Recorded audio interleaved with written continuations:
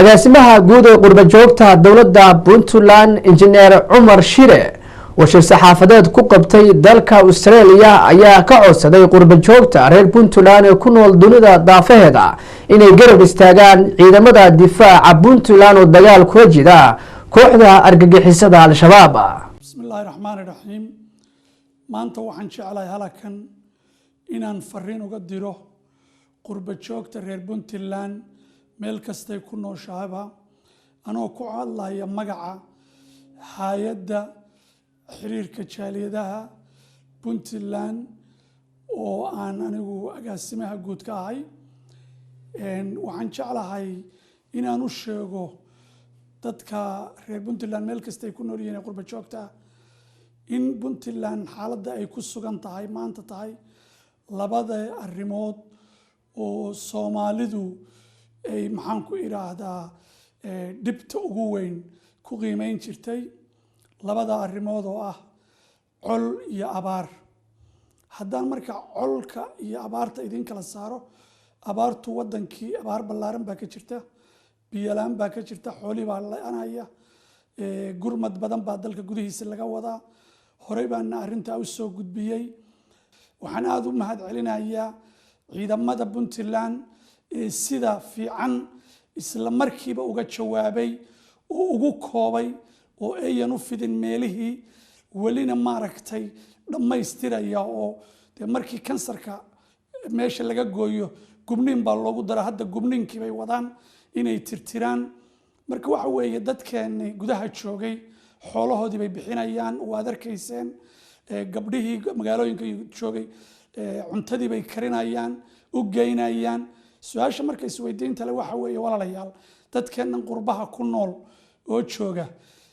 innaga ma Facebook kaliya ayaynu qoraal yar yar ku qoraynaa oo ka jawaabaynaa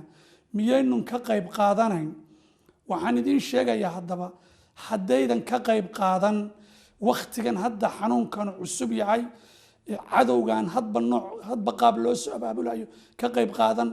dalkii ma aad tagi karaysaan kuma dalxiisi karaysaan waxa laga yaabaa hadda inaad $100 ku bakhayshaan laakiin walaalka markii qarax uu ku dhinto ama ku dhaawacmo ama hooyada ama familkaaga telefoon badan lacag baa kaaga baxaysa dhakhtarka loo qaado lacag baa kaaga baxaysa dal dibadda hadda geyso lacag badan baa kaaga baxaysa marka waxa hadda fiican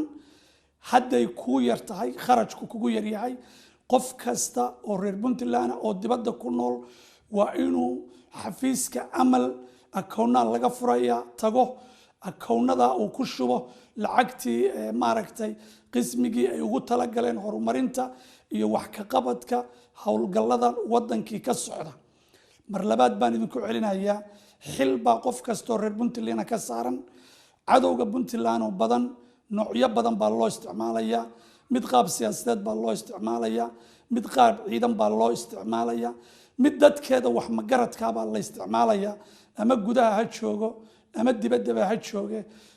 dib u taal reer Puntland kaliya difaaca dalkeeda waa mid Soomaali oo dhan u taal sababtoo kansarkan Soomaali oo dhan buu ku fidayaa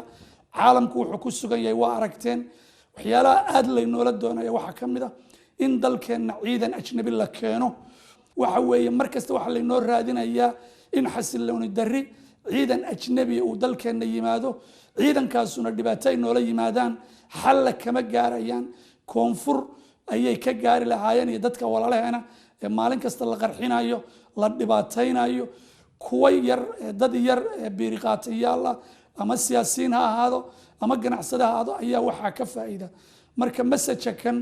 ayaan waxaan jeclahay inaan gaarsiiyo qof kasta oo Soomaaliyeed oo dareemi kara waxa dadkan cadowga ee kansarka ay yihiin intaasaan idinku dhaafayaa maanta